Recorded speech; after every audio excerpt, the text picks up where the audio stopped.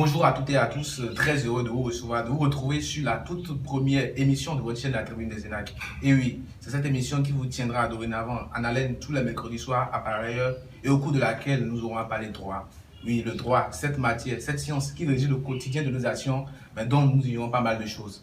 Alors, notre leitmotiv par ici est de vous permettre d'aller à sa découverte par le truchement de cette tribune dénommée la Lucarne du droit. Et pour ce qui concerne ce tout premier numéro, nos échanges tourneront autour d'une expression, la condamnation par contumace. Le temps de quelques minutes, notre invité, que vous aurez d'ailleurs le temps de connaître, de découvrir, nous permettra de mieux cerner ce thème ainsi ce dont il retourne. Je suis Fok Dansou, mon invité est Henri Kaboukwe Babaodi. Bonjour. Bonjour, monsieur. Sans plus tarder, nous allons rentrer dans le vif du sujet. D'abord, nous allons procéder à une clarification conceptuelle. C'est toi d'abord une condamnation. Merci beaucoup, monsieur le journaliste. Je vous en prie. Chers amis internautes, bonjour. Comme écoutez, Sébastien Gabon ainsi que Guillaume Soro ont tous écopé d'une peine de 20 ans. Mais la similitude de cette peine réside dans le fait que ces trois personnalités ou ces trois personnes, ces trois accusés n'étaient pas présentes le jour du prononcé de leur condamnation. Alors, beaucoup d'initiés en droit on parlait de condamnation par accoutumance. Qu'est-ce que recouvre la notion de condamnation par accoutumance? En effet, la condamnation par accoutumance est une condamnation prononcée par le juge à l'issue d'un procès en l'absence du condamné appelé contumace. Quelle qu'en ait été la raison de son absence? Ainsi défini, on pourrait dire que la condamnation par accoutumance se distingue dans certains cas de la condamnation par défaut. Alors, pour continuer, je vous demande qui peut faire l'objet d'une condamnation par contumace. Alors, tel que la définition vient de le rappeler, Oui. déjà, ce sont des personnes qui ne se sont pas présentées à l'audience au bout de laquelle on les a condamnées par contumace ou par défaut. Il y a aussi que les personnes qui sont en fuite, ils étaient gardés en prison et ils ont par la suite fui la prison. Il y a également des personnes qui ont choisi délibérément de ne pas se rendre à l'audience. Et quelles sont les raisons qui peuvent amener un juge à aller à une telle condamnation, à prononcer une telle condamnation? Alors déjà, il faut se référer à la nature même du mot contumace. Lorsqu'on consulte l'origine et l'historique de ce mot, on se rend compte qu'en effet, ça désigne orgueil. Et donc, à un moment donné, le juge va se sentir un peu, délaissé si celui qu'il veut condamner n'est pas présent au cours de l'audience. Donc, dans ces cas, ça pourrait énerver le juge, et le juge pourrait être, pas énervé, mais ça serait comme un manquement à la procédure, et à partir de cet instant, le juge pourrait être à même de condamner la personne par contumace ou par défaut. Maintenant, je veux savoir, est-ce que cette sorte de condamnation est spécifique à un certain nombre de juridictions ou n'importe quelle juridiction peut procéder à une condamnation par contumace? Alors, généralement, ce qu'il faut retenir, c'est on parle de condamnation par accoutumance lorsqu'on est en matière criminelle. Mais on parle de condamnation par défaut lorsqu'on est en matière correctionnelle.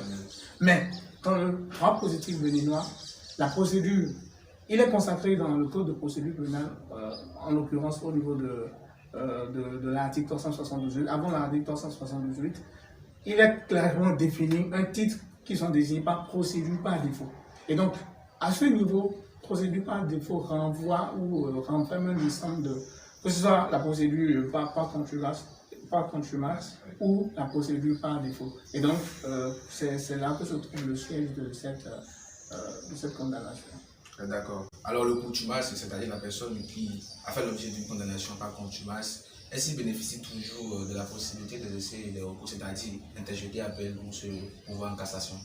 Alors déjà, pour répondre à cette question, je pense qu'il faut qu'on fasse recours à l'article 378 du Code de procédure pénale qui dit que les accusés condamnés par défaut ou par contumace doivent être automatiquement rejugés s'ils se constituent prisonniers ou viennent à être arrêtés avant que la peine soit entrée par prescription, soit éteinte par prescription. Cet article nous édifie davantage en ce sens que ça nous permet de savoir que celui qui a fait l'objet d'une condamnation par contumace, lorsque cette personne revient dans la justice, cette personne peut être rejugée à nouveau. Et dans la suite de l'article, ils ont dit qu'il est procédé à nouveau. D'abord, bien avant cela, on a dit que l'arrêt de condamnation est anéanti de plein droit. L'arrêt qui a conduit à sa condamnation. Voilà, est anéanti de plein droit. Mais également, il est ajouté qu'il est procédé à nouveau dans la forme ordinaire, à moins que les 10 accusés déclarent expressément dans un délai de 10 jours acquiescer à la condamnation. Donc, ces éléments nous permettent de dire que... mais il y a une précision qui est faite dans le code de procédure pénale, c'est que le recours en cassation, c'est-à-dire pourvoi en cassation, voilà, est exercé ici, dans ce contexte, par non seulement le procureur général, mais aussi par la partie civile. Donc je pense que ce sont les précisions qu'on pourrait apporter. Et ça nous permet déjà de répondre ou d'aller un peu en arrière sur l'une des questions que vous avez posées, pour dire que si le recours en cassation est permis, comment dire, on offre ça au procureur, comment dire, à la partie civile, ça veut dire qu'il y a possibilité où on peut rejuger, si on doit répondre à votre question, on peut dire qu'il est possible de rejuger les personnes qui ont été condamnées par contumace.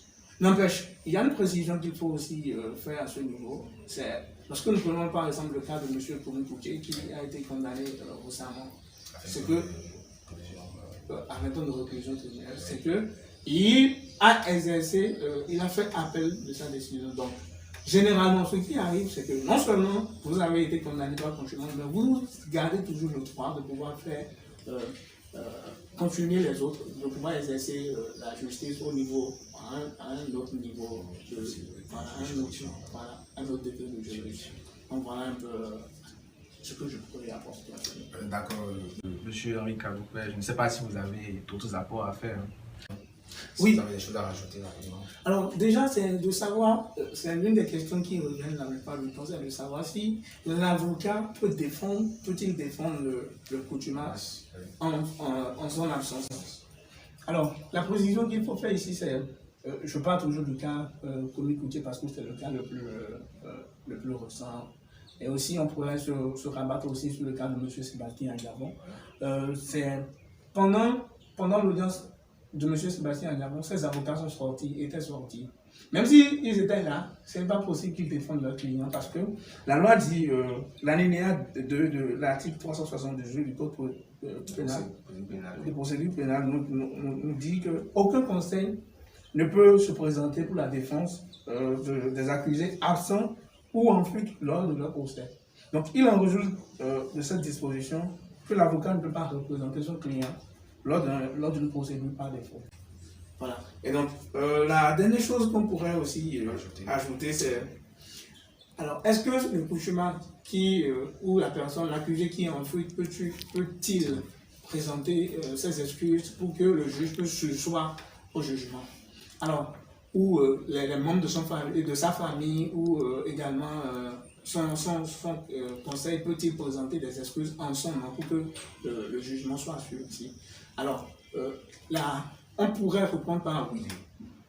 Qu'il est possible que le conseil du contumace puisse présenter des excuses de son client au juge pour que le juge puisse soit à son jugement, au prononcé de son jugement. Mais attention, cette réponse, il faut montrer que cette réponse est nuancée. La nuance qu'il faut apporter ici, c'est que la nuance se retrouve au niveau de l'alinéa 3 de l'article 378 qui dit que lorsque les personnes, des accusés qui sont en fuite ou qui étaient absents ou qui sont absents au cours du procès qui va les condamner, et s'ils sont dans l'impossibilité de pouvoir déférer à la citation qui leur a été envoyée, ces personnes ou les parties de leur famille ou leurs amis ou leurs conseils peuvent proposer par écrit leur excuse motivée.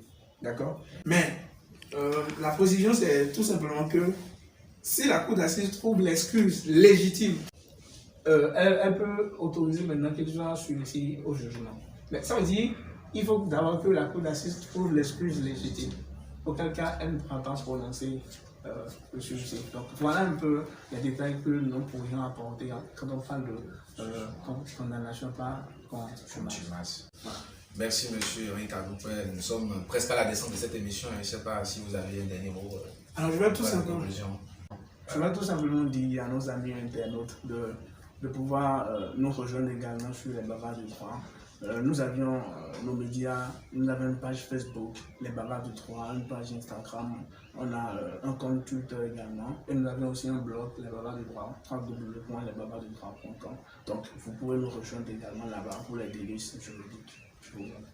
Voilà, chers amis, nous sommes à la fin de cette émission, la Lucarne du droit.